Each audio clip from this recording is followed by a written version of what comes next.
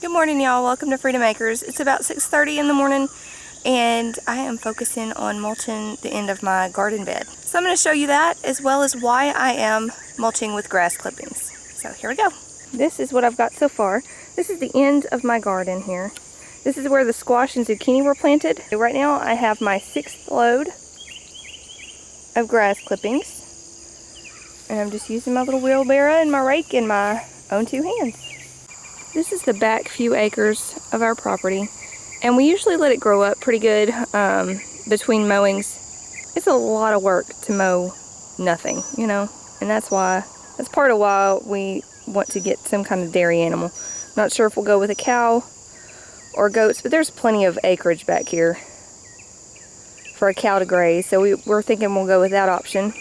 But as you can see, there are lots of patches where the grass builds up and falls off the side of the mower, and so that's what we use to mulch with. Now, a lot of people have mentioned there's grass seed in there, and if we look closely, yeah, you can see quite a bit of grass seed actually. And why do you mulch with grass seed?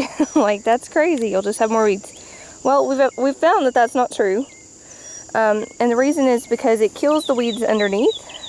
We do water from above, but we haven't found but just a few weeds coming up, and I'll show you the garden again in a minute so that you can see how few there are, and we just weed those by hand.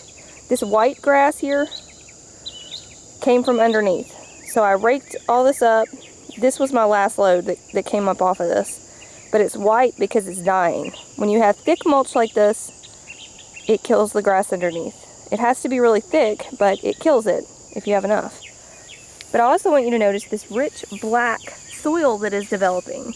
As this is breaking down, these grass clippings are breaking down, they turn into a rich black soil.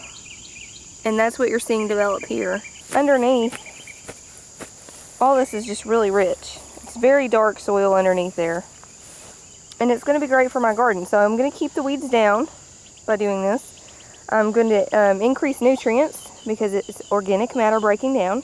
And I'm doing something useful with grass clippings that would normally just sit out here and be an eyesore, because you can see, like, this is not attractive. This is silly.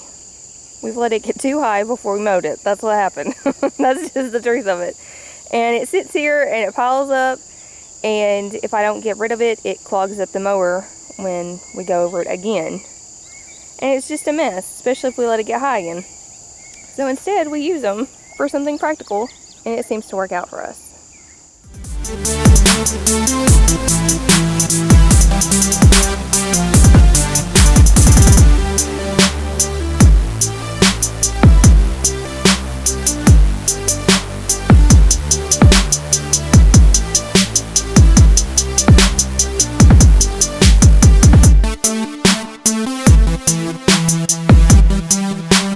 So that's what 8 wheelbarrows full of mulch looks like, grass clippings.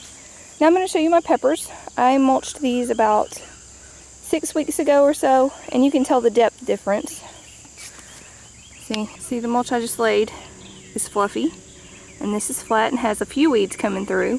Once it looks like this, it's about ready to mulch again. You just have to keep adding mulch, and that's really the key to keeping the weeds down. So this was about 8 inches or so. In places it's probably a good foot, but it looked about the same when I did my peppers here, and now you can see there's weeds. So it's time to do it again. And you just do this every so often to keep the weeds down, but that's not the only benefit. Underneath is so moist. You lose a lot less due to evaporation when you use mulch. So if you're in a hot climate, it's especially important to make sure you mulch, because you're going to keep your plants watered with less water. So if you don't have a lot of rain and that's what you're depending on to water your garden, you need mulch for sure.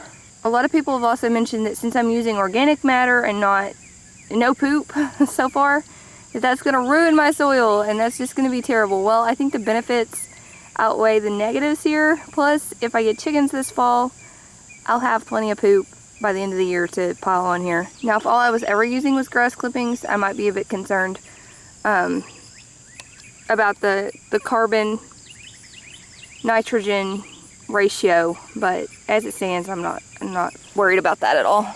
in a few weeks I am planning to move this aside in rows so that I can plant beets, and I'm not sure what else. And that will be part of my fall garden. And I'll just put the mulch back around it once the seedlings come up, and I'll show you guys that process once I do it. So I'm going to get another load and mulch my peppers, and I'll see you guys later. Thanks for stopping by. God bless.